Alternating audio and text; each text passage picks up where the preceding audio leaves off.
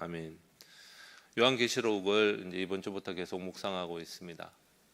1장은 전체적인 어떤 서론 부분이라고 생각할 수 있고 2장부터 아시아의 소아시아의 7교회에게 보내는데 지금으로는 터키의 서부 쪽에 있는 7교회에 보내는 글이라 요한계시록 전체가 그렇게 이해하고 우리가 받으면 될 것 같습니다. 네, 우리가 이제 예언의 말씀들이 많이 들어가 있기 때문에 어려운 부분들이 많이 있지만 적어도 앞쪽 2장, 3장은 아시아에 있는 그 소아시아라고 합니다. 우리 지금 아시아와 구별하기 위해서 7교회에 대하여 하나님께서 주신 말씀들이 오고 오는 교회들에게 많은 원리들을 가르쳐주고 있다. 그렇게 생각하면서 이 말씀들을 묵상하면 될 것 같습니다. 1장 20절에 1장 11절에 보게 되면은 그 7교회가 나옵니다. 에서버두 사빌라 이렇게 해서 에베소, 스무나, 버가모, 도아디라, 사대, 빌라델비아, 라우디게아 이렇게 되어 있는 교회인데 이제 미국이나 다른 나라에 가보게 되면은 뭐 필라델피아 교회라든지 이게 다 7교회의 이름을 따서 그 교회의 명칭을 쓰기도 하고 하는 그런 교회들입니다. 그래서 1장 3절에 보면 이 예언의 말씀을 읽는 자와 보통 초대 교회에는 성경이 그렇게 많지 않았기 때문에 구약 시대도 그렇고 앞에 서서 사람들이 낭독을 하게 되면 그 말씀을 듣는 자와 그 가운데 기록한 것을 지키는 자가 복되다라고 이야기하면서 요한계시록도 동일하게 우리가 어렵게 생각하는 것이 아니라 그 말씀이 낭독되고 그 말씀을 마음에 받아들이며 적용하고 살아가는 자들에게 복이 있다고 분명히 말씀하기 때문에 우리 요한계시록도 힘있게 연구하고 또 공부하고 받아들이는 연습들이 좀 필요합니다. 그래서 이 말씀을 하는 분이 알파와 오메가다라고 이제 1장 8절에 이야기를 하고 있는데 처음과 끝이라는 거죠. 헬라어의 알파벳의 가와 마지막까지 이야기하듯이 알파벳 전체에 대해서 이야기하듯이 온전히 하나님께서 그 모든 것들을 주관하는 분이기 때문에 그분의 말씀을 들어야 한다. 그렇게 이야기를 하고 우리가 오늘 2장 1절부터를 보기 위해서는 1장 20절을 조금 더 생각해야 되는데 내가 본 것은 내 오른손으로 7별의 비밀과 또 7금초대에 대한 것을 이야기를 하고 있습니다. 근데 이 7별은 7교회의 사자라고 이야기하고 있고 7촛대는 7교회라고 이야기하고 있습니다. 그래서 2장 1절에 보게 되면 에베소 교회의 사자에게 편지하라. 오른손에 있는 7별을 붙잡고 7금초대 사이를 거니는 이가 이르신다라고 이야기를 하고 있습니다. 7교회를 섬기고 있는 리더 그룹들, 앞서서 섬기는 영들 이렇게 생각할 수도 있고 교회 지도자들을 하나님이 붙잡고 계시고 또 7금초대 사이로 다닌다는 말은 7교회를 하나님께서 보호하시고 인도하고 계신다는 것을 이야기를 하고 있습니다. 그래서 우리는 오늘 또 이제 우리가 찬양을 2곡을 했는데 다 교회에 대한 찬양입니다. 교회가 하나님 붙잡아 주시기 때문에 흔들리지 않는다. 그렇게 이야기를 하고 있는 거죠. 그럼 우리가 그 교회가 무너지는 경우들은 어떤 것입니까? 하나님의 말씀을 더 이상 받지 않고 그 말씀대로 살려고 노력하지 않을 때 하나님 지속적으로 인내하게 만들고 또 돌아오게 만들지만 결국은 그것을 제대로 하지 않을 때는 촛대를 옮기게 된다는 무서운 말씀이 있다는 걸 잊지 않아야 하는 그런 배경을 가지고 2장, 3장을 볼 수 있어야 되겠습니다. 2장 1절에 말씀했듯이 이 이야기는 요한계시록은 특별히 7교회에 대하여 말씀하시는 분은 누구입니까?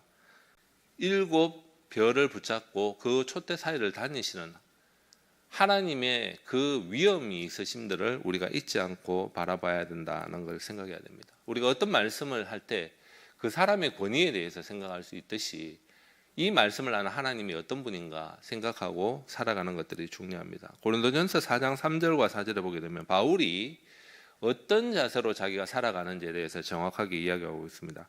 너희에게나 다른 사람에게나 판단받는 것이 내게는 매우 작은 일이다 라고 이야기하고 있습니다. 그 말은 나는 다른 사람들이 나를 평가하는 것에 대해서 집착하지 않는다는 거예요. 무시한다는 말이 아니라 그게 제일 중요한 핵심은 아니다. 그렇게 이야기를 하고 있는 것입니다. 그뿐만 아니라 내 자신도 나도 나를 판단하지 아니하노니 내가 자책할 아무것도 깨닫지 못한다. 그 말은 뭐냐면 내가 정당하다는 거예요. 어떤 일에 있어서 삶에 있어서 그렇게 정당하다 하더라도 이로 말미암아 의롭다함을 얻지 못한다. 그렇게 자기 자신을 평가하는 겁니다. 다른 사람이 나를 평가하는 것과 또 내가 함께하고 있는 사람들이 평가하는 것들, 그게 핵심은 아니고, 또 심지어는 내 자신이 뭔가 제대로 깨닫고 난 정당하다 생각하는 것도 핵심은 아니다라는 거예요. 그럼 그건 무엇이 핵심이냐?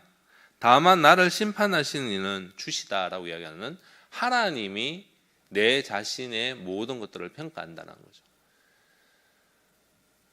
요한계시록 2장에서 7교회에 대한 이야기를 시작하면서 에베소 교회에 대해서 처음 시작을 하는데, 첫 하나님에 대해서 이야기하는 권위 있는 하나님이 이 말씀을 하고 있기 때문에 그분의 말씀을 우리가 제대로 듣고 순종하지 않으면 교회가 교회다워지지 않고 우리가 성도와 성도다워지지 않는다는 것을 기억해야 된다. 그렇게 이야기를 하고 있는 것입니다. 그래서 이 말을 누가 하고 있느냐, 도대체 어떤 권위를 가진 분이 이야기를 하고 있는가, 그걸 생각하고, 같은 말씀이라 하더라도 하나님에 대하여 우리가 어떤 자세를 갖고 있느냐에 따라서 말씀을 대하는 태도가 달라지는 것이죠. 그런 의미에서 말씀의 내용도 중요하지만 그 말씀을 하시는 분, 그 말씀을 우리가 누구에게 순종해야 되는가, 그걸 아는 것들은 아주 중요한 것입니다. 그래서 7절 보면 귀 있는 자는 성령이 교회들에게 하시는 말씀을 들을지어다. 그 권위 있는 분이 성령님을 통해서 말씀하시기 때문에 그에게서 내가 하나님의 낙원에 있는 생명나무의 열매를 주어 먹게 한다. 하나님이 영생에 대하여 주관하실 수 있는 그 권위를 가지고 우리에게 지금 이야기하고 있다는 것입니다. 그러면 이 말씀은 1절과 7절 사이에 안에 있는 말씀을 누가 이야기를 하고 어떤 권위를 갖고 있는 분이 이야기하는지에 대해서 명확하게 말하고 있기 때문에 그 부분에 대하여 우리의 시각들을 늘 고정하고 살아야 된다는 거죠. 생명나무는 어떤 것입니까? 에덴 동산에 있었던 나무죠. 그래서 창세기와 요한계시록의 앞뒤가 에덴에 대한, 하나님의 나라에 대한 이야기를 하고 있다. 그렇게 이해해야 됩니다. 그러면 이 실과에 대해서, 생명나무에 대해서 어떻게 이야기를 합니까? 아담이 죄를 짓고 난 다음에 하와와 에덴 동산을 쫓겨납니다. 그랬을 때 이 생명나무의 길을 막기 위하여 화영금을 두었다라고 하죠. 창세기 3장 24절에 보면 이같이 하나님이 그 사람을 쫓아내시고 에덴 동산 동편에 그룹들과 두루 도는 화영금을 두어 생명나무의 길을 지키게 하신다라고 이야기를 하고 있습니다. 그런데 그게 어떻게 됩니까? 이제 주어진다는 거예요. 하나님의 교회가 교회다워지고 그 성도가 성도다워지면서 하나님의 주신 생명을 누리게 되는 그 자리로 인도하는데, 요한계시록을 그런 하나님의 교회와 하나님의 백성들이 바르게 숨길 때 그 은혜를 누리게 되는, 에덴 동산과 같이 다시 회복되는 것. 구약시대에는 계속해서 우리에게 그림으로 보여주는데 에덴 동산의 회복에 대한 얘기를 계속하고 있는데, 이제 마지막 요한계시록에 와서 그것을 너희들이 완전히 누리게 될 것에 대해서 이야기를 하면서 내가 이야기하는 것들을 잘 듣고 교회답게, 성도답게 살아야 된다고 이야기를 하고 있습니다. 그래서 오늘 에베소에 대한, 교회에 대한 이야기는 두 가지로 핵심적으로 이야기하고 있습니다. 하나는 교리적 경계심과 인내에 대하여 칭찬합니다. 다르게 말하면 진리를 붙잡고 살아가기 위해서는 인내가 필요하고 고통 가운데 하나님이 주신 은혜를 붙잡고 가야 하는데 그걸 너무 잘했다라는 거예요. 근데 또 하나는 뭐냐? 그럼에도 불구하고 너희들이 놓친 게 하나 있다. 그게 뭐냐? 사랑을 놓쳤다고 이야기를 하고 있는 것입니다. 이렇게 두 가지를 강조하고 있다. 그렇게 볼 수 있습니다. 2장 2절에 내가 내 행위와 수고와 내 인내를 알고 또 악한 자들을 용납하지 않은 것과 자칭 사도라 하되 아닌 자들을 시험하여 그의 거짓된 것을 내가 드러낸 것과 3절 또 내가 참고 내 이름을 위하여 견디고 게으르지 않은 것을 안다. 그렇게 하면서 칭찬하고 있습니다. 앞쪽에 내가 내 행위와 수고와 인내, 2장 3절에 보면은 견디고 게으르지 아니하고 참고에 대한 이야기를 하고 있습니다. 그럼 구조가 어떻게 되어 있습니까? 2장 2절 뒤쪽 부분에 보면 악한 자들을 용납하지 아니하는 것과 자칭 사도라 하되 아닌 자들을 시험하여 그의 거짓된 것을 내가 드러낸 것. 말씀을 들을 때 베레아 사람과 같이 그런가 생각하고 듣습니다. 그 말씀이 바르지 않다 그러면 구별해내야 됩니다. 그 일들을 제대로 하기 위해서는 어떤 게 필요하다는 것입니까? 수고와 인내가 필요하고 견디는 것이 필요하다는 겁니다. 왜 그렇습니까? 진리가 아닌 이야기를 하는 사람들이 강압적으로 또 암시적으로 어떤 그룹에 대하여 하나님 말씀대로 사는 사람들을 공격하고 힘들게 할 수 있습니다. 그것을 인내하고 기다리며 또 평가하고 바른가 아닌가 확인하는 작업들을 계속해 나가는 것이죠. 모든 성도는 목사님의 말씀을 통해서 바르게 살고 교회가 건강하게 되기 위해서는 어떻게 됩니까?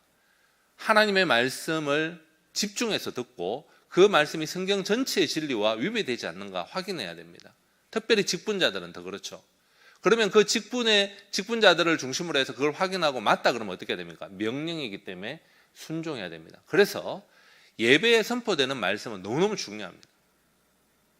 하나님의 말씀을 수종되는 목사님들이 말씀을 연구하고 그 말씀을 가르칠 수 있도록 성도들이 청빙할 때부터 배려하겠다고 약속하는 것이 거기에 있습니다.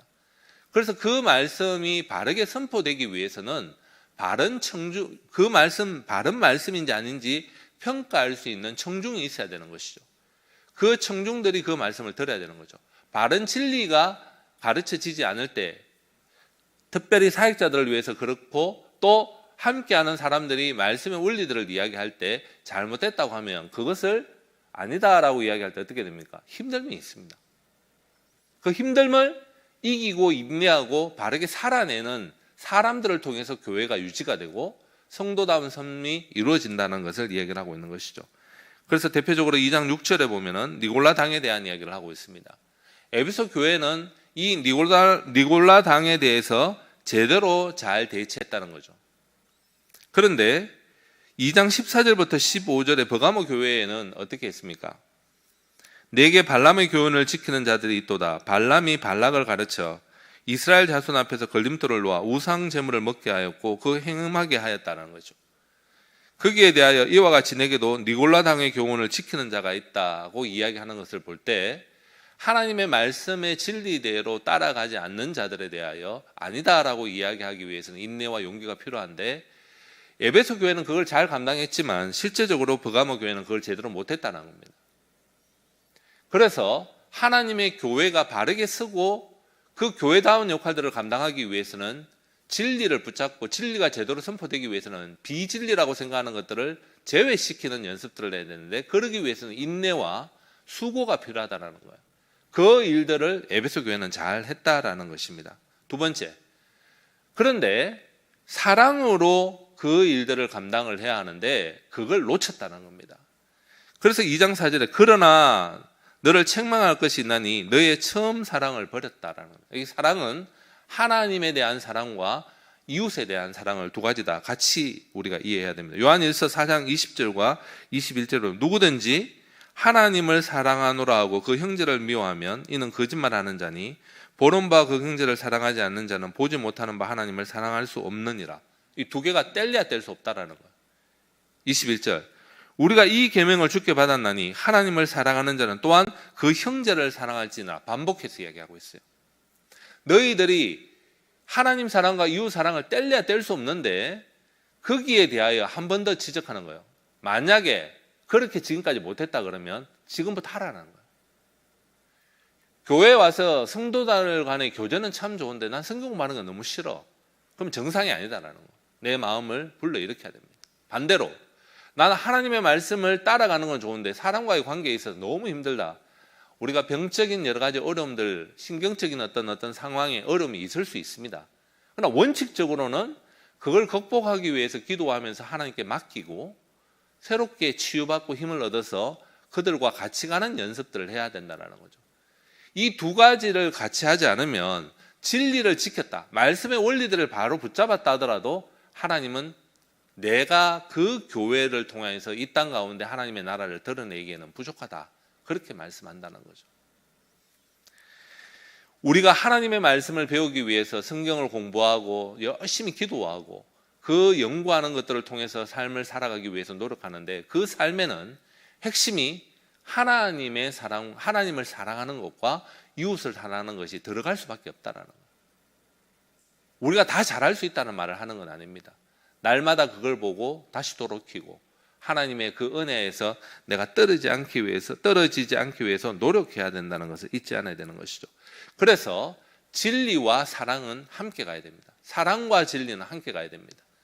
그것을 지금 이야기하는 거죠. 그래서 2장 5절에 그러므로 어디서 떨어졌는지를 생각하고, 이 말씀이 우리가 좀 더 집중할 수 있는 말씀이라고 생각합니다. 하나님의 은혜에 대해서 내가 떨어졌다는 것을 인지하는 것과 그 하나님의 은혜에서 떨어진 계기가 뭐냐라는 걸 생각해 보라는 거예요. 아, 나는 저분이 진짜 싫어. 어떤 이유 때문에 그랬다 그러면 그게 진짜 맞냐라는 거예요. 어떤 일 때문에 내가 하나님 은혜에서 떨어졌다라고 한다면 그렇게 하는 것이 그리스도인으로서 그렇게 하는 게 진짜 맞냐라는 거예요. 조금은 싸움 때문에 하나님의 말씀과 교회 전체를 무시해버린다거나 그렇게 한다면 그걸 돌이키라는 거예요. 어디서 어떤 문제 때문에 떨어졌나, 그게 잘 생각을 해보니까 내가 문제 있다거나 내가 회개해야 될 문제가 있다 그러면 회개하고 처음 행위로 돌아가라는 거예요. 하나님을 사랑하고 하나님이 주신 그 처음의 은혜를 받았을 때 다른 사람을 어떻게 섬겨야 될까 했던 그것을 기억하고 돌이키고 회개하는 것이 중요하다고 이야기를 하고 있는 것입니다. 그렇게 하지 않으면 내가 내게 가서 내 촛대를 그 자리에서 옮겨버리겠다는 무서운 말씀을 하고 있습니다. 이것을 하나님 앞에서 징계로만 받지 말고 그만큼 하나님은 진리와 사랑이 함께 가야 된다는 것을 이야기하고 있다는 거죠. 내 자신뿐만 아니라 우리 교회가 그렇게 가야 된다는 것을 잊지 않고 바라보는 자세들이 있어야 된다는 거죠. 그래서 우리는 그 원리에서 벗어났다가 하면 회복하지 않으면 하나님께서 우리에게 참된 복을 안 준다는 긴장을 해야 되는 것도 있지만, 그렇게까지 우리를 은혜 안으로 들어오는 것이 가장 행복한 것이라고 강조하시는 하나님의 사랑의 메시지도 들어야 된다는 겁니다. 우리가 진리와 사랑으로 하나님을 섬겨야 되는 것과 똑같이 하나님 또 진리와 사랑으로 우리를 부르고 지켜주신다는 것을 생각해야 된다는 거죠. 오늘 우리가 어떤 것을 기도해야 되든, 하나는 진리를 지키기 위해서 인내하자는 거예요. 두 번째는 그 진리를 지키기 위해서 인내하다 보면 투쟁적인 어떤 삶을 살게 되고 관계에 있어서 뭔가 힘을 줘야 되는 어떤 것들이 있다 하더라도 하나님을 사랑하고 이웃을 사랑하는 것을 놓치지 말자라는 거예요. 우리의 삶을 돌아봅시다. 혹시 은혜의 걸림돌이 되는 것들이 어떤 것들인지 돌아보고 거기에서 회개하고 어떤 삶을 살지 다시 돌이켜서 하나님이 기뻐하는 대로 살 수 있도록 우리의 마음을 하나님 앞에 드리는 그런 기도의 시간을 가지길 원합니다. 주님 가르친